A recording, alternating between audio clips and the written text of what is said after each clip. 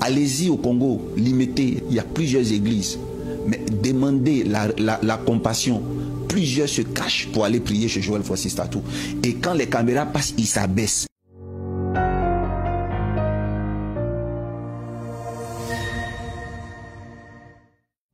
Si vous avez bien remarqué depuis un certain temps, il y a un phénomène qui se produit.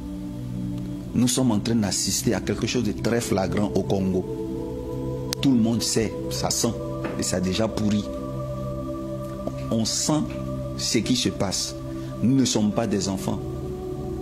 Allez-y, regardez Anouka du prophète Joël Francis Tatou et vous allez tout comprendre. Suivez ça de près. Merci pour ce programme qui fait du grand bien à tout le Congo Kinshasa. Mais au travers des programmes, vous voyez qu'il y a beaucoup de réponses qui sont données à une conspiration contre les prophètes. Le général de cette conspiration au Congo, tout le monde le connaît aujourd'hui. Ce n'est pas ce n'est pas moi qui dis, tout le monde le voit. Frères et sœurs, tout ce qui vient vous compliquer la vie chrétienne n'est pas de Dieu. Oh, la prière des 4 heures de désert, la prière au fleuve, à la rivière, la prière, tu éteins tout, et puis... Mais je veux dire à mes frères du Congo que ce n'est pas seulement au Congo. Ici, en Côte d'Ivoire, le même phénomène continue. Il y a une conspiration pour attaquer les prophètes. Et cela depuis toujours. Comme Tounassi au Congo, ici nous avons le pasteur Mohamed Sanogo de Vase d'Honneur et plusieurs autres pasteurs qui nous donnent le sentiment d'être en insécurité, d'être inconfortable, d'être dérangé par une invasion de prophètes. Pourquoi cet inconfort, cette insécurité? Si seulement c'était pour la protection des brebis, on aurait dit ce message est de Dieu. Mais en réalité, ce qui ressort plus dans une analyse psychologique, c'est la phobie, si vous voulez, la paranoïa de perdre je ne sais pas comment je vais dire ça, de perdre en pouvoir, en dominance, en domination dans les nations.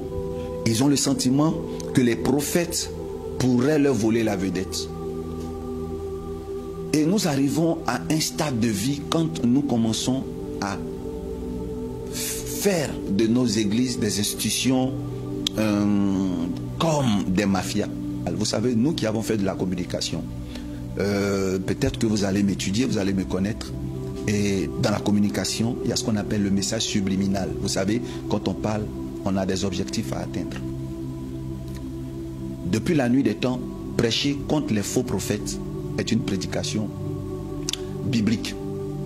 Il y a eu toujours des faux prophètes, toujours des faux hommes de Dieu. Mais sauf que le pseudo-message pour dévoiler les faux prophètes que nous entendons aujourd'hui n'est pas un message de Dieu. C'est un message qui cible une qualité de prophètes qui sont de Dieu, mais qu'une autre classe d'hommes de Dieu crée, pour une raison que je vais dévoiler ici, dans cette vidéo, et je tiens à vous demander de vous mettre en place. S'il vous plaît,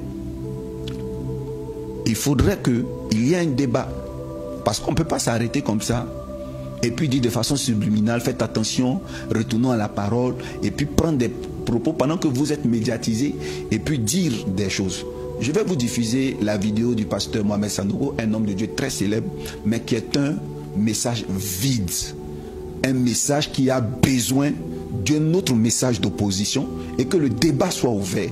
L'apôtre Paul dit, si nous-mêmes, moi Paul, je vous ai expliqué ces révélations, si nous-mêmes, si un ange du ciel vient vous annoncer un autre message que celui des Saintes Écritures, qu'il soit anathème, frères et sœurs, quel que soit, l'apôtre Paul met sa personne, il dit si moi-même je change d'avis, si un ange, tu vois un ange, il dit je suis l'ange Michel, et il vient te dire autre chose que ce que Jésus-Christ a dit, que ce que le livre saint déclare, frère, qu'il soit anathème.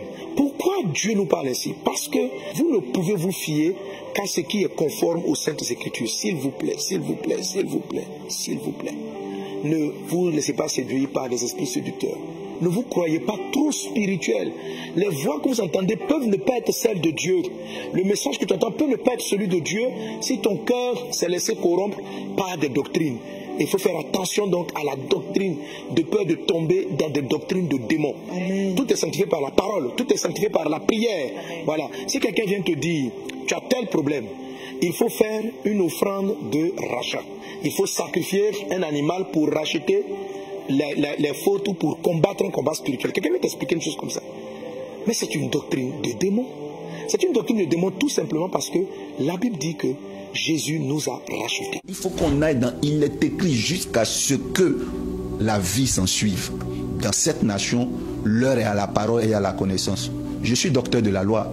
Je suis docteur du moins de la parole de Dieu. Je suis un fondateur d'une université, donc d'une académie du prophétique.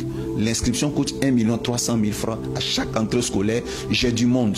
Et parmi eux, il y a des professeurs de psychologie, il y a des professeurs de philosophie, il y a des professeurs de lettres, il y a des docteurs même de la théologie qui viennent à l'école, à l'université. Et donc, je crois qu'on peut s'asseoir pour discuter. Je crois qu'il faut des émissions pacifiques, avec beaucoup d'amour, pour que cette jeunesse qui nous suit ait toute la vérité. On ne se cache pas. Nous sommes des prophètes, nous croyons en l'alliance des prophètes. Ne confondez pas. Les prophètes, ne soyez pas étonnés qu'ils aient puisé parfois dans l'Ancien Testament pour prier. Lorsque vous parlez, ce n'est pas un message généraliste. Quelqu'un m'a dit, c'est parce qu'il se sent morveux, lorsqu'il c'est un sorcier, lorsqu'il c'est un mystique. Donc quand on parle, il est dérangé. Mais vous comprenez, vous n'êtes pas fort en communication, vous n'êtes pas des ingénieurs en communication. Vous savez, quand on dévoile les faux prophètes, il faut qu'on fasse les éloges des bons prophètes. En ce moment, ça ne crée pas de confusion. Mais quand vous êtes en train de parler des faux prophètes, en fait, vous parlez des prophètes. Parce que tout ce que vous décriez quand vous parlez des faux prophètes, mais c'est en réalité la doctrine des prophètes. Un prophète sans son huile, un prophète sans son encens, un prophète sans sa bougie n'est pas un prophète. Mais si les films nigériens d'autrefois que vous regardiez pour vous convertir, parce que moi je trouve que ce sont les films d'avant, qu'on organisait là, les karachika, tout ça, les karachika ne sont pas l'évangile. Si vous aviez vu des féticheurs qui utilisaient des bougies ou des choses, si c'est ça qui traumatise votre christianisme, mais alors revenons dans la Bible et puis laissons le cinéma. Non, sérieusement, qu'on se dise la vérité, nous ne sommes plus des enfants. Laissons les histoires de pasteurs, œuvre de Dieu, pasteurs. Nous sommes des adultes. On nous parle souvent en public comme si on parlait à des moins que rien, on nous infantilise. Écoutez, nous ne sommes pas des bébés. Nous vous voyons, nous écoutons. Les hommes de Dieu, nous voyons tout ce que vous faites. Personnellement, en matière de communication, s'il vous plaît, avant d'être chrétien, il y en a qui sont médecins. On ne peut pas leur apprendre la médecine. Il y a d'autres qui sont professeurs d'histoire géo. On ne va pas leur apprendre l'histoire géo. Moi, mes spécialités, c'est dans la communication, dans l'imagerie. Pour vous dire que nous ne sommes pas des enfants. Nous connaissons ce qu'on appelle la communication subliminale, subtile. Et c'est ce qui se passe en ce moment. Le discours récent du pasteur Mohamed Sanogo de Vase d'honneur, ce n'est pas un discours pour gagner des âmes ou bien pour sauver des âmes. C'est un discours Coca-Cola, Pepsi, des entreprises qui s'entre-déchirent. C'est le business. Et moi, je le dis aujourd'hui, et j'en ai, si vous voulez, je refais encore une autre vidéo, j'ouvre le débat et on en parle. Je veux vous dire, laissons, il n'y a pas quelqu'un qui veut prendre les fidèles de qui que ce soit. À force de vouloir protéger son image de l'église, nous finissons par combattre l'évangile. L'évangile, ce que les prophètes font, c'est l'évangile. Il y a toujours eu des faux prophètes, il y a toujours eu des faux pasteurs. On voit des pasteurs qui sont saints comme ça, mais qui chose, oui, j'en vois plein. La dernière fois, j'étais avec votre pasteur, Monsieur Péché, mais quand je suis monté dans l'avion, dans son église, on ne boit pas l'alcool, mais il a fini toute la bouteille de champagne de l'avion. J'étais juste derrière lui, en classe à fait. Un pasteur dans son église, on ne boit pas l'alcool. Dans l'avion, on boit l'alcool. Ça n'a pas de sens. J'ai vu une église où on ne porte pas pantalon. Mais je suis parti à Denver, aux États-Unis. Exceptionnellement, l'église de Denver, on portait pantalon. On porte ou bien on ne porte pas? On porte ou on ne porte pas? Dites-nous. Dites-nous, vos enfants, vos petits-enfants, ils vous regardent. Les enfants d'aujourd'hui sont trop intelligents, ils ne sont pas bêtes. On porte ou on ne porte pas. L'huile, là, on l'utilise ou on ne l'utilise pas. On peut faire des sacrifices bestiaux ou on ne peut pas faire. Ouvrons le débat. Et c'était ça l'objet de mon débat. Et moi, je le dis, ce que vous voyez, vous verrez comme dernière vidéo ces temps-ci, que ce soit de Tounassi, que ce soit du pasteur de Vase d'Honneur, je veux dire déjà à leurs fidèles qui vont vouloir s'attaquer à nous, de ne pas faire la guerre. Comprenez le fond de ce que je dis. Ce message de vos pasteurs, ce n'est pas un message pour vous sauver, c'est un message dans l'espoir que nous, les prophètes, nous mourrons. Mais je vais vous dire, Vase d'Honneur, vos fidèles sont chez nous, pleins sont dans nos églises. Allez-y au Congo, Limité, il y a plusieurs églises. Mais demandez la compassion. Plusieurs se cachent pour aller prier chez Joël Francis Tatou. Et quand les caméras passent, ils s'abaissent. Pourquoi aujourd'hui les chrétiens doivent se comporter comme Nicodème? À cause du pharisianisme. Nicodème est venu se cacher pour apprendre des secrets chez Jésus. Parce que dehors se trouvaient des pères spirituels qui étaient en réalité dans le pharisianisme, dans le Sanhédrin. Ils savent ce que vos fidèles savent ce qu'ils entendent chez vous, ce que vous dites de nous. Voilà pourquoi ils se cachent. Je vous dis, il y a des faux prophètes. Il y a beaucoup de jeunes aujourd'hui qui sont rentrés dans la Kabbale. Certains font des cercles, ils mettent des crânes humains au milieu, ils font des prières. Ça, c'est pas Jésus. Il y a plein de jeunes qui sont rentrés en voulant tellement retourner à Israël, à l'Ancien Testament. Ils sont rentrés dans un pseudo-judaïsme qui est en réalité la Kabbale. Ça, ce n'est pas de Dieu, on le sait. Ils parlent des faux prophètes en expliquant leur thèse par des indices qui sont en réalité des actes des bons prophètes. Par exemple, faites attention, ils vous diront ne tuez pas de tuer des bêtes. Mais tuer des bêtes est biblique. Jusqu'au jour d'aujourd'hui, c'est prophétique. Vous les voyez, ils brûlent de l'encens. Mais l'encens est biblique.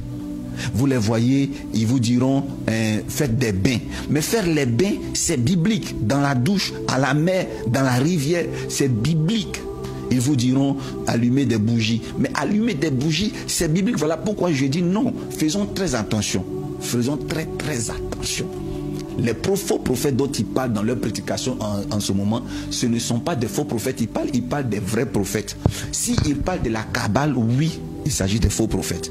C'est parce que la Kabbale ne peut rien apporter à un homme de Dieu. Aujourd'hui, j'ai dit à un homme de Dieu qui fait la Kabbale, si tu finis de faire ta Kabbale, viens, on va se mettre sur un pupitre et puis on va commencer à prophétiser. Tu ne peux pas prophétiser mieux que moi, toi qui fais la Kabbale. Ça, c'est une chose qui est claire. Le Dieu de Baal ne peut pas être supérieur au Dieu d'Israël. Je veux dire à un homme qui va faire du fétichisme pour venir prêcher, le jour où tu finis de faire, que nous donnons nous mettre sur la chair, tu vas toujours m'envier parce que moi je suis pur un chrétien. Donc ça c'est clair. Que ce soit la Kabbale, l'occultisme, on sait que c'est faux. Mais je déclare, je suis en train de dire que pendant que vous parlez des bons prophètes, vous prenez les exemples sur les actes des bons prophètes. Pendant que vous parlez des faux prophètes, ce sont les actes des bons prophètes que vous utilisez. Et je pense que c'est là la supercherie. Et l'hémorragie doit cesser. Nous les prophètes ne sommes pas le souffre-douleur de la Côte d'Ivoire. Ce n'est pas à cause de nous que la Côte d'Ivoire souffre. Ce n'est pas à cause de nous que l'église ne va pas. Donc j'aimerais que le nom des prophètes soit restauré. Voilà le but de ma vidéo. Je veux que le nom des prophètes soit restitué. Et la seule manière par laquelle le nom des prophètes sera restitué, c'est par les prophètes eux-mêmes. L'heure est au débat. Je le dis et je le redis. Nos doctrines sont bibliques et cela ne fait pas de nous des faux prophètes. Je vous remercie.